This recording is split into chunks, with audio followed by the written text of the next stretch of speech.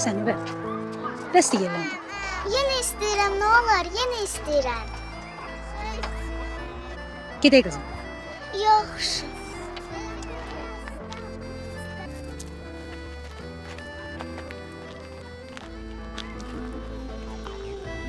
Dondurma istəyirsən? Hə, istəyirəm ana. Onda sən burada otur. Mən də gedim sənə dondurma alayım. Mən də gəlim, nə olar, burada tək qalmaq istəmirəm. Yox, olmaz.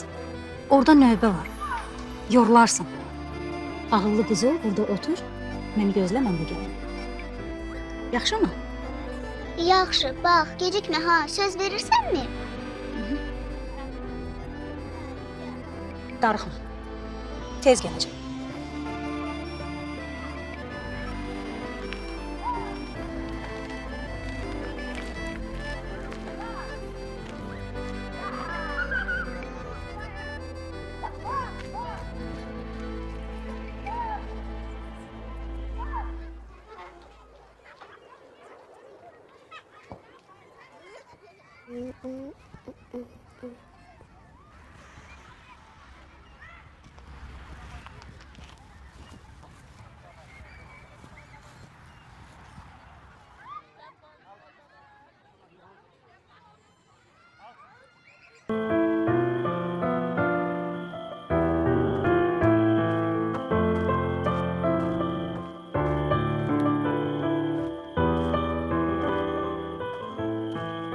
Abala, sən burada tək neyinirsən?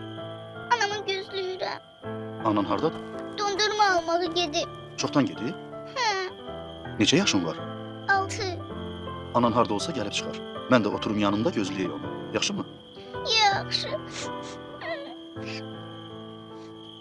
Sakit ol. Ağlama. İndi harda olsa gəlib çıxar anan. Daha gecdir. Gedək mənimlə. Gəl, gedək. Ağlama. Gəl sən də. Anam mənə burada Bala, yox, gəl gedək. Ağlama. Baxın Əlmi, mən heç yana gedən deyiləm. Qaranlıq, gedək. Ağlama qızım, ağlama sən də. Anan harda olsa gəlib çıxacaq. Yaxşı, ağlama. Qorxma, mən də yanındayım. Hər şey yaxşı olacaq. Olar? Gəl. Ağlama qızım, otur burada. Hər vaxtınız xeyir, İzzətullah Hər müəllim. vaxt Sizə zəng xeyir. vuran mən idim.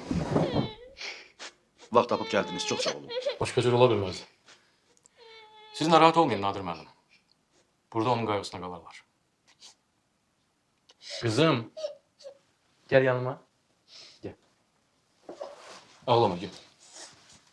Adın nədir? Səni ver.